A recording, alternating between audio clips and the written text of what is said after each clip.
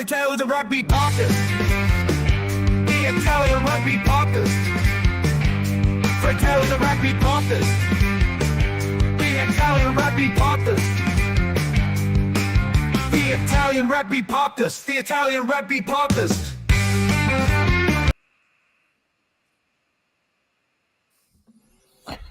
Benvenuti, ciao a tutti, ciao ragazzi, ciao everyone, new episode of Fratelli di Rugby podcast, first week of June, and Mike, it's a pleasure to be with you tonight again. Yeah. I mean, it's crazy, isn't it? How quick this season's gone and how quick this year's gone, eh? I was thinking that, like, come on, and I was thinking also top 14 still playing another round. There's still another round before playoff, but tonight we're gonna be here talking about URC quarterfinals, couple of stuff about the Italians abroad, and the Italian champions, lo Scudetto, in the game in Parma, completely sold out Parma Stadium, Zebra Stadium, between Viadana and Rovigo. So we're gonna start from there and let's see. Phantom here with us, and of course if you have any question about Italian rugby and you want to listen some answers from us, here we are. So please use the chat. We're happy to enjoy you. On YouTube we can read the chat, so please come on YouTube, help us growing there, subscribe and like to this video. Mike, tell me more about this Rovigo Viadana. We watched the game, we chat a lot with all the other Fratelli on our chat, but your thoughts on this game? Yeah, it's an interesting one, isn't it? Because two half games, Mike? Oh, definitely a game of two halves for sure. But it's weird, right? Because it's a game where Viadana looked like they were like in good stead, and the second half, Rovigo maybe stepped up a little bit, but actually it looked like they were like really tired. Like people, I sent a message to Otto. I felt like people were walking to get back to the defensive line. They were on the floor quite long in comparison to the two teams, and I think actually those you don't need to give a good team too many opportunities to attack against a not set defense for them to score. It's just the way it works. And also, if you think about like how this team Rovigo is used to play these finals, because they've always been in the recent finals between Rovigo and Petrarca. They share every time something, maybe not last year because went in another way with Viadana losing against Petrarca. But anyway, second final for this young team. On the other side, Rovigo, Mike, I think you said they look tired. I agree with you, because the second half was, if we start thinking about was the 21-10, we ended up with a penalty for Rovigo, also key penalty in that moment. And then the second half, 17-0 to Rovigo. Yeah. If you look at the substitution made in the second half by Rovigo, there is a lot of quality in the players they came in, more than the one that Viadana had from the bench. If you think that Madero, when he get in minus 66, when they move Farias, the number 10 on the forward, in the fullback position, he's an assistant coach of Gilberto Pavan, of the coach of Viadana. 36 years old. I understand that he's really experienced, but in that moment you also take off Farias from the game. I know was tired. I know you don't have any changes behind, but they come with Ferro, Casadosandri, Svanepol, all the famous Svanepol, Mike. Remember, we capped him, and then he's there. Rovigo is playing, but he's there. Yeah, the one that caused all that controversy, right? Like, but we'll brush past that, shall we? Because he wasn't technically capped. I think we got one. So, but yeah, it's an interesting one, right? Because for a lot of you guys that are listening, I know you guys particularly in the Anglo countries, won't be interested in this. But if you are interested in like emerging talent, it's a really good opportunity to see some of the players that probably should have been in the franchises if you wanted to make an argument.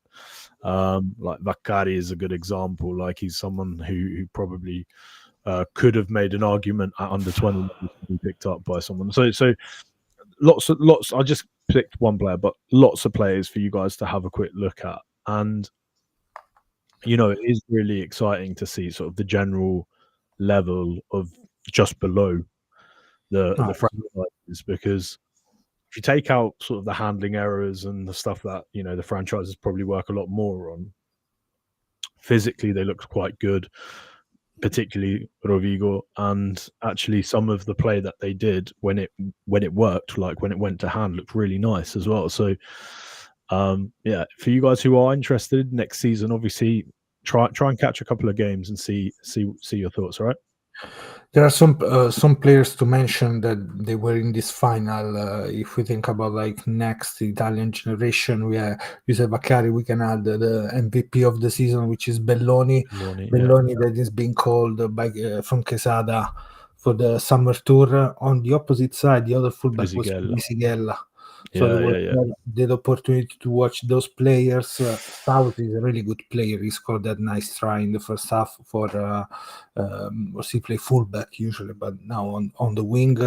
And then there was also Kursul. We don't have a lot of 9, but one of the youngest 9 now is playing more and more time. He played in the Coppa Italia final, and now he came in the second half. Frangini, still being in the first half, but Lapo Frangini was there. Quattrini injured. That's why Denti played his last game. Is like the 34-year-old. Yes, if you think about Denti, you think about Viadana. Like always, the Uger. He was supposed to already retire a couple of weeks ago. Kind of like Pietro Romano, Like he said, yeah, but then of course you have playoff and stuff. Has to be there for that. So that. What I think maybe in the first half they should be able to score more. Viadana should have scored more tries, Mike. If you think, because they had the opportunity, if we're not tries like line out issues, even the try they scored by Rovigo came from an attacking position, an opportunity for Viadana, but also there were some kickable situations. Right, and that's what I was going to say.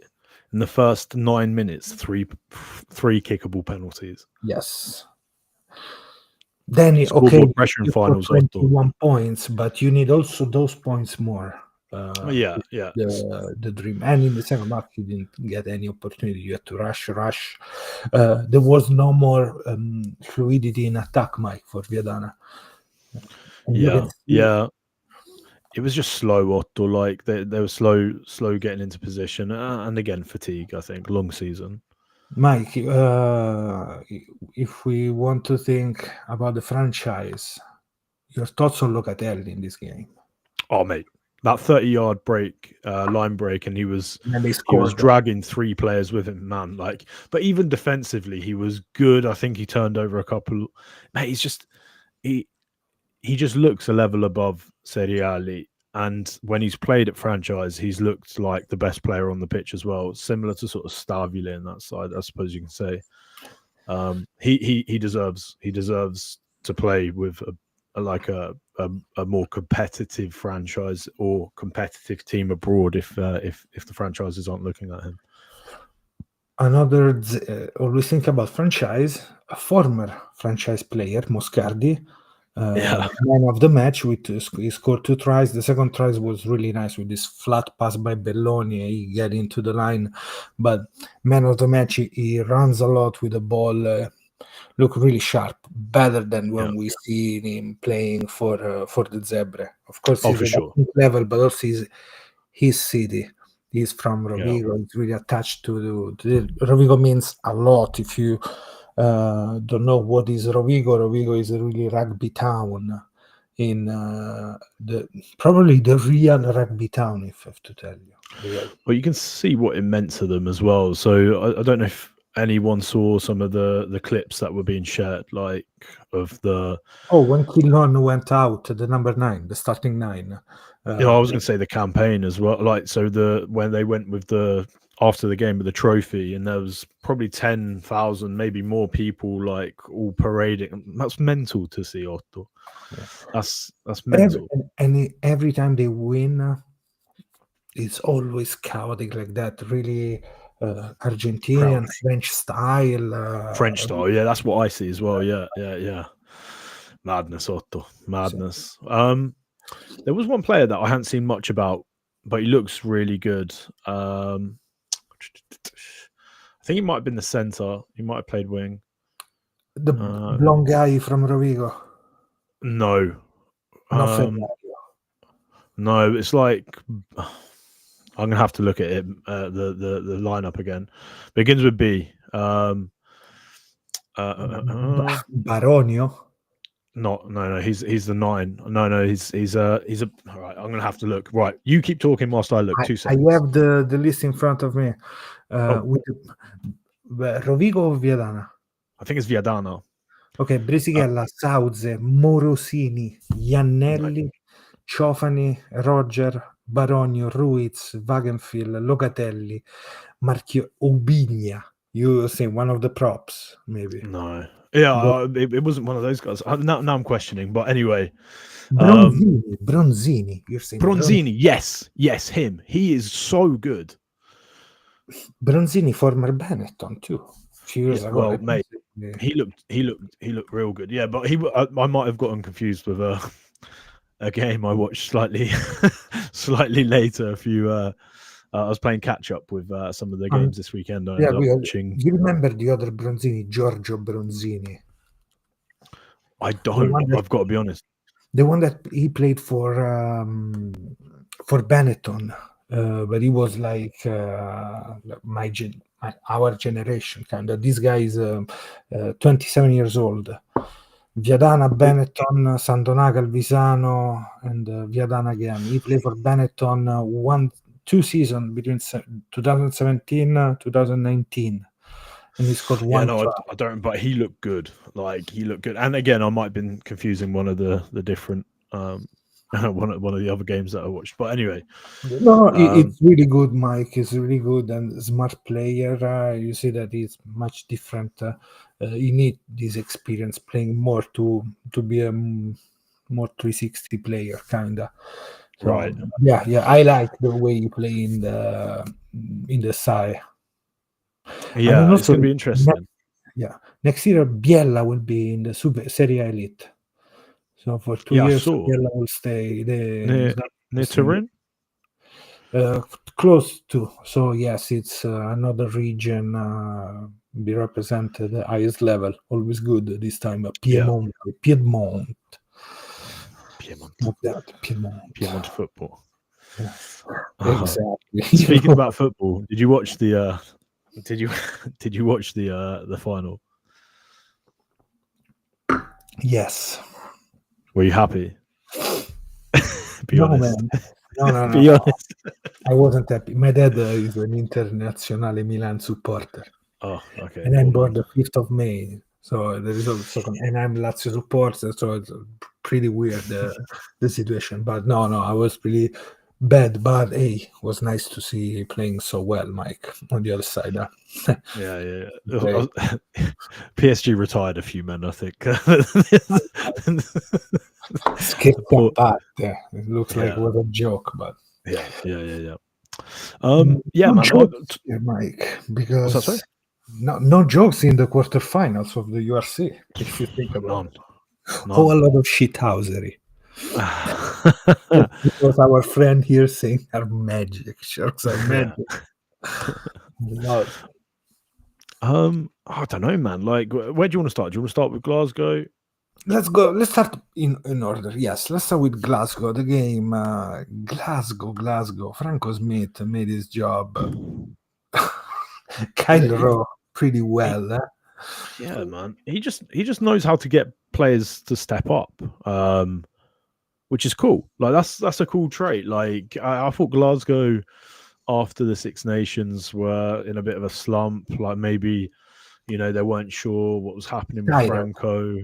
You know, That's true it's too. hard to play for a coach that you don't think is going to be there. But man, he worked out a way of getting the best out of those boys, and they played well, mate. What are your thoughts? Man, Stormers really bad. Starting from their chaos, no organization, and Gomenzulu a little bit too much. I'm gonna do it by myself. Looked like Senadla did the good and the bad and the ugly too, if I have to think about it. He did everything in this game. No The connection. line out was poor, Even so poor. Yes, absolutely poor. And man, Which is a bit of a theme actually for the losing teams, I think, Otto. it was. If I think about Viadana, the second half of these games, they didn't work at all for some of these teams, because they try, but nothing happened. But Glasgow played well, strong. Man, Venter, he's playing against his opposite best team. rugby in the last couple of years, better than before. So this is something that really shocked me, because I said, come on, next year you will play you will go to Brive in Pro D2. I'm guessing also, hey, this kind of player sometimes maybe how cheap or how expensive is a player like that? What do you think? Yeah, Really I expensive. think they're getting a payday. I think they're getting decent Good wages. money, huh? Sadly, out of our reach, I think. Otto, if that's what you're trying to say. But how good was Tuipiloto as well?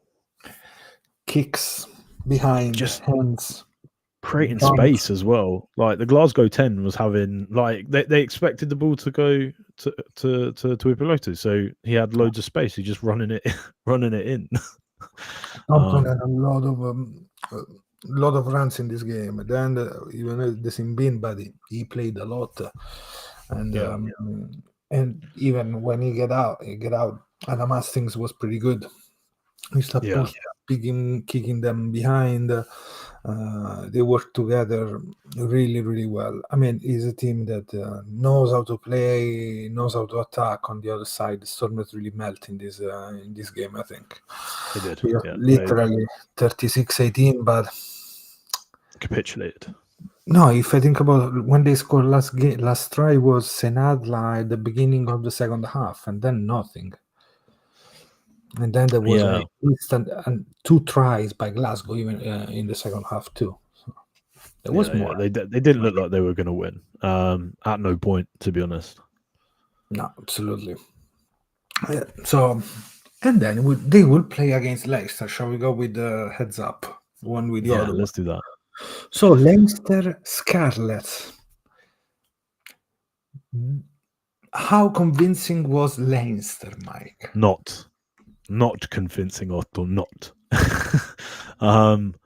Defensively, I thought like the tries that they were blitzing hard, and it just seemed like they were passing behind the blitz so often. That's the way they scored. They were just passing it like they got the edge way too easy, and it against a better team. No disrespect to Scarlets, because they have been good this season.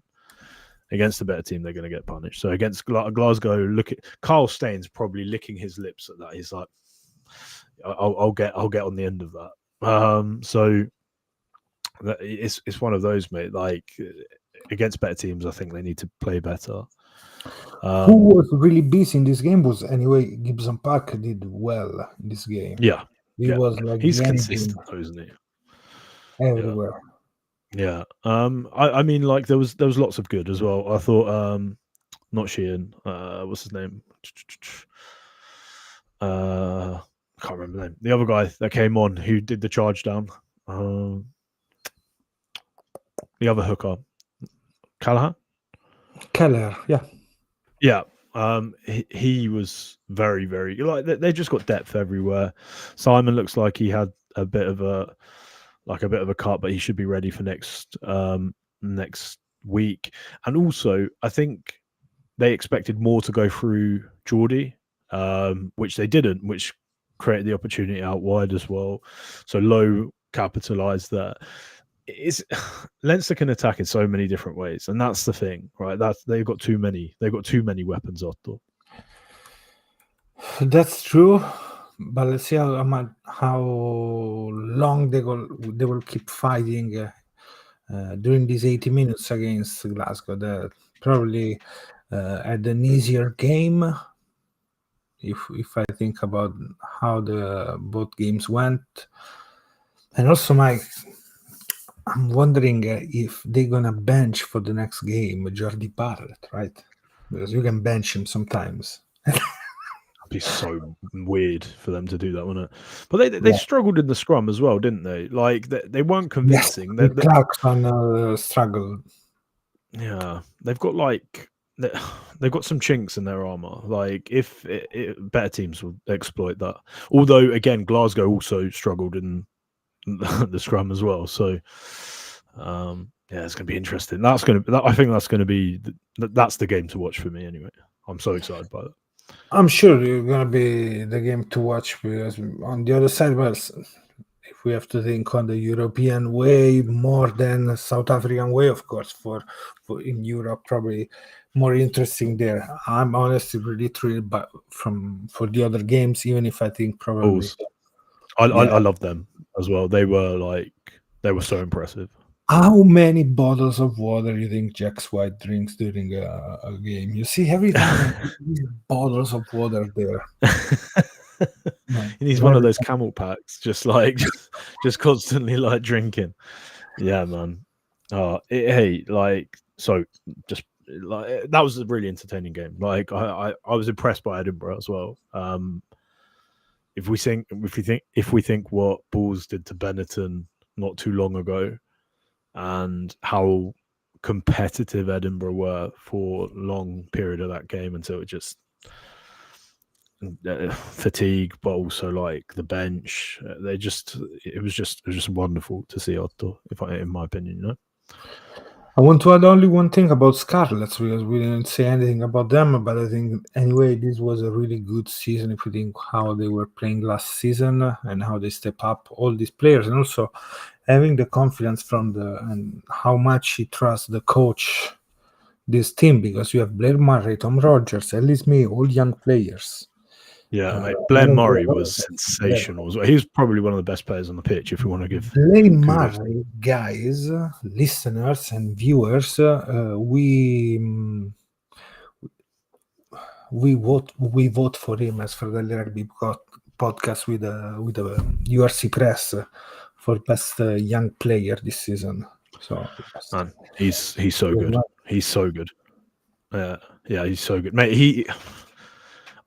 Again, like Scarlet's a very good team, but I could see him playing for I don't know, in France. I could see him making money in France. If I'm honest, that's just that's just like a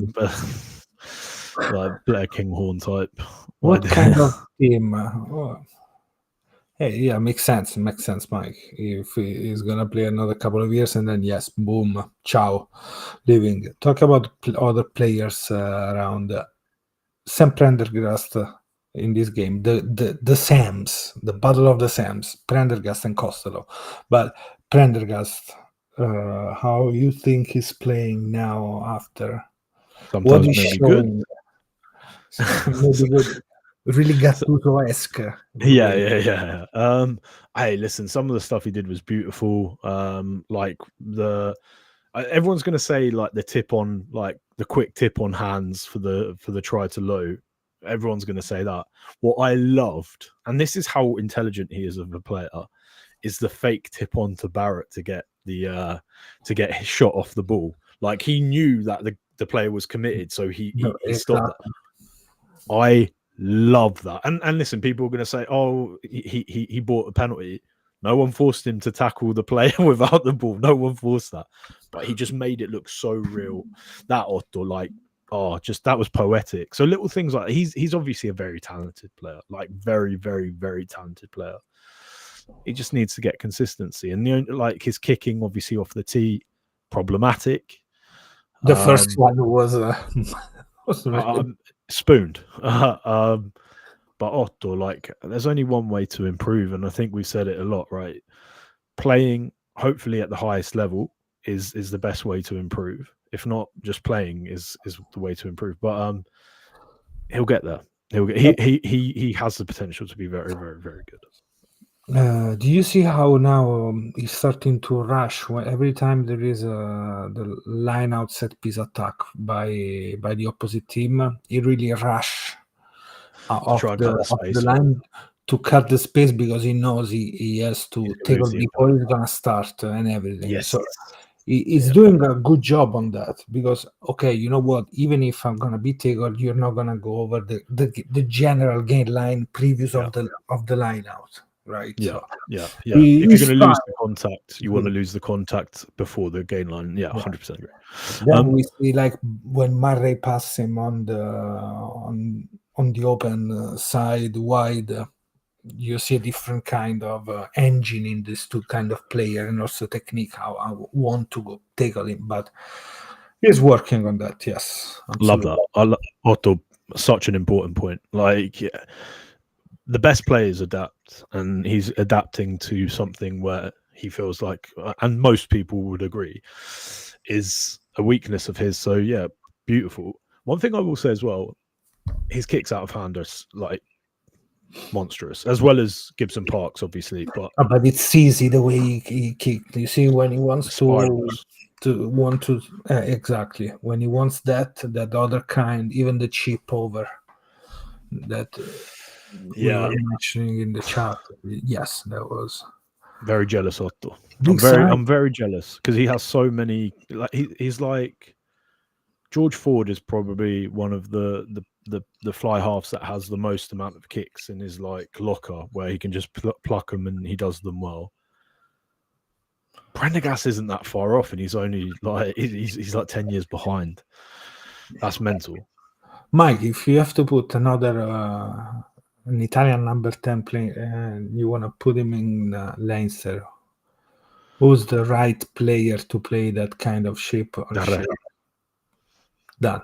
So okay, Jacko King is there. Oh mate, yeah. if he was Irish, he wouldn't be playing for us, my friend. Leinster had already been paying him 700,000 a year just to keep him on ice. Like. You can go or on the Carberry way, or you can go on the other, like on the blue path, red pill, blue pill, kind of. For sure. Yeah, man, he just suits their style of play, taking it to the line. Like he's that kind of player, isn't he? And here we go. Phantom, buonasera. We will answer your questions soon. Put down the wine. Put down the wine, my friend. Basta. I would love to have, if Prendergast was Prendergasto or Prendegusto. Prendegusto. Yeah, prende gusto. Prende gusto. Yeah. He'd be playing for us, my friend. He would be saying Monte Mauri. Yeah, mate, he's good. But listen, plenty to improve on, and now it's his formative year. Let's see how he improves. Like it's this, first full season, so interesting couple of games ahead. Let's move on. The Bulls. Man, they look good. Like they look like they. I think they look. Obviously, it's going to sound like really obvious because of the score. Like they just looked the most complete team. Glasgow were really impressive, but that's because the opponents were off. Bulls just beat them. Bulls just beat them. Man, they put Norkia 7, Kotsi 6, Anigum 8. Ciao. Yeah, those three players, and then when Anigum went out and Van Staden came in, those back rowers, and also of course, I love it. When you have those players, in all of these, there is the quality.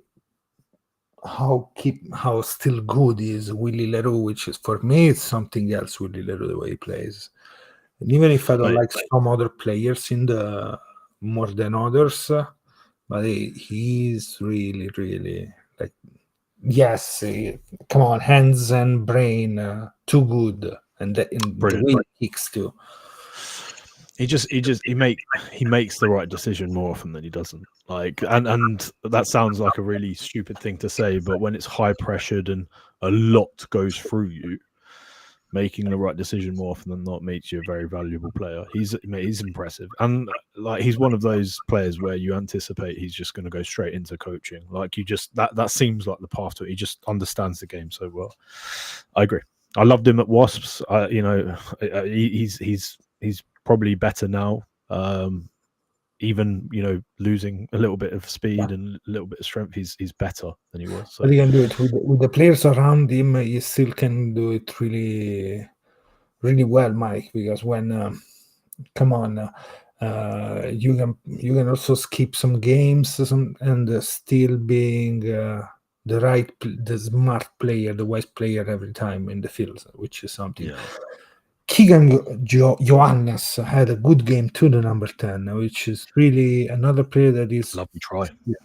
Yes, the try was really nice, the dumb in that way. It's 25 years old. He's trying to show up something more, because on the other side, then we're going to talk about the Hendricks brothers, but he's doing well for now. I've got sort of a question, and I know like we're going to build into these conversations closer to the summer internationals, but taking aside a lot of the Sharks players and the contingent like box that exist, do you anticipate we're going to see a lot younger players blooded? And if so, do you think he has a shout for the upcoming games against Italy? No, I don't think against Italy he will play. I think maybe depending how they will go, probably they're gonna prioritize Sashanko Mezzulu if I take Pollard off the equation. That can probably him and Libok, they can be those players against us. Any other players that you thought, like any other South African players from the games that we saw, that you thought actually I'd like to see what they can do at Test? I mean, a player that maybe they don't have a lot of caps. The Bulls contingent, Mike. If I think about them, those are like Vessel can play against us. Vilcolo, of course, because he's so good. Norke can be one of them. Coetzee, no, because he's not gonna be picked. Then in the centers, I go, for example, with Esteruisen for sure against us. For me, Esteruisen and M can be the centers they will play against us with cazzo, like Esteruisen and Ram. No, but probably that is where they will go. I don't mean Kriel, because he's already gone. The season is over, so he's gonna be in very good shape as always. It's just for me. I don't know if South Africa are going to go full noise and use it as a preparation to the Rugby Championship. So they're just going to make sure that they get a bit of yes, you know what I mean, synergy, and make sure that everyone knows their roles and stuff, because they're going to be playing in the Rugby Championship. I don't know if that's. Rugby Championship is after that, yes. Because obviously it's after Lions, isn't it? I was just thinking then, it's after the Lions. They will play one game and then, but I don't know, Mike, because probably they will try to keep some players safe. But they're not going to have any warm-ups before the Rugby Championship. It's just us, no? 2-3 games. I think they have another one. Okay. Because I would have thought it would have been played straight after the Lions tour, but I've been wrong before, Let me see. Number opponents, and they have Georgia. They have a player. They have Barbarians, the 28th of June. That's after us. Italy twice, and then they have Georgia the 19th of July. Okay, so they've got one more game after us. Okay, fine. And then they start the 16th of August with the championship, Ellis Park against Australia. So okay, right. Still, my point stands. Then, do you think they're going to have a string of games where they're like, let's build into the championship because Razzie's just like a winner or do you think they're going to be like they didn't experiment against Scotland? Do you think they're going to experiment against us? Some players probably, yes, Mike. They will have the right balance. But I think anyway, some players with the longest weeks off because they're gonna be more still at least 2 games. Let's say. Let's talk about maybe one of the Sharks or Bulls. They're gonna go more probably gonna rest at least for the first test. But that doesn't mean that you don't have those players ready. Like we said, Kriel is one of them. You're gonna have the Stormers already out, so maybe a Venter will be one of them. They have all the Japanese in case you're gonna play the Allende Kriel. Man, it's mental, isn't it? I don't know. Maybe some players from the Lions side. I don't think Lions players will be involved. Actually, it's crazy that you say that. Do you mean it's crazy that not a single one? Like even Ireland at their worst, Connaught managed to pull. Sorry, even at Connaught as the worst, they used to pull a couple of players to contribute to like Ireland. You know. No, but think about Lions. Like Frankie Horn, Kuan Horn, those players probably they have Fassi that can play 15 more than Kuan Horn at the moment because it's not usually the number 15, but he's playing really well. The center, probably they're not going with those ideas of players. Esteruisen can be one that is already into the team. You're gonna have who else out? Damian Willems, Kolbe out. Yeah. Man, it's interesting, right? Because again, like I was trying to work out. I watched a little bit of the Lyon game. I'm like, okay, there's 3 Italians playing here, right? Lyon and Toulouse, right? I watched the first half. Bad idea, Mike. Mate, but I was thinking, are players going to get called up after the top 14 are going to be finished? Did Quesada say that actually because they've played so much they're going to be rested and that's it, or are we going to do something like, okay, well, we might have an opportunity to beat South Africa here, right? No, I don't. Honestly, I don't think so. It's good to keep those players Garbisi, Lucchesi injured, but Capozzo, Allan, all those. Yeah. Yes. Worst case scenario, Allan will play the play out with Perpignan because there is still another week. But let's see who's gonna play, if Nicotera with Stad or Perpignan. You close both there. Yeah, but they're gonna play against who? Oh my God, Provence? No, Montauban. Against Montauban, I think is that because the other one pass and goes. So, Mike, it's really hard on that. And anyway, they're gonna play home, like so. The balance there's gonna be some balance in the choices, Rassi choices. Because players can rest. Yeah, that's true. They are still trying player. That's the point because they already did alignment camp this season. We did the Six Nation, but then nothing. Do you think we'll start preparing for altitude early? Like just like hopefully go for a camp that's at altitude, so we're getting ready for altitude and maybe on the mountains. Maybe around the Treviso, maybe between mosquitoes and Prosecco. Who knows? But let's see. And then we have some players really rested. We have some players already. Dust and Dan. Look at the Zeb, the Benetton players, and look also the Odiase, Bertaccini. Those are fresh, ready to.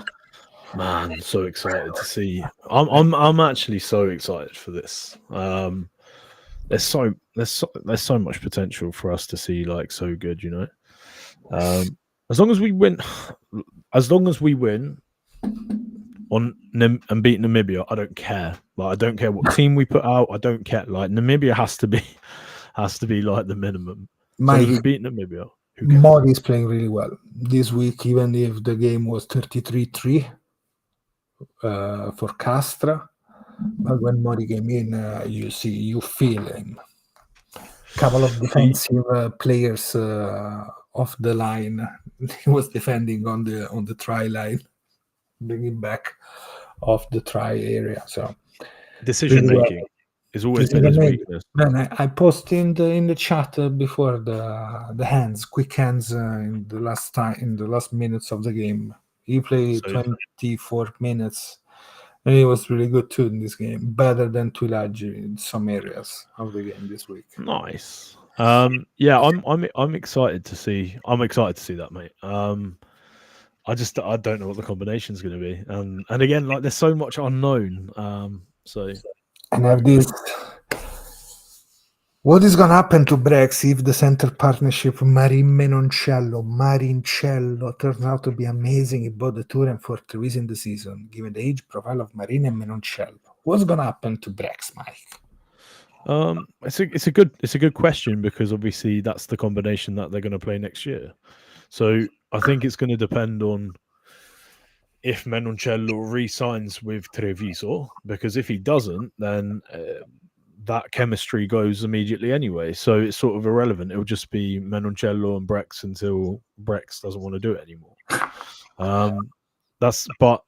But if it's brilliant and Menoncello stays at Treviso, they manage to convince him to stay, then that's your centre partnership for the national team. That's the way I see it. But then, Otto just said Mori's doing well, so we need to find the balance. We need to find a balance, and right now the balance is the best we've had it in a lot, maybe ever.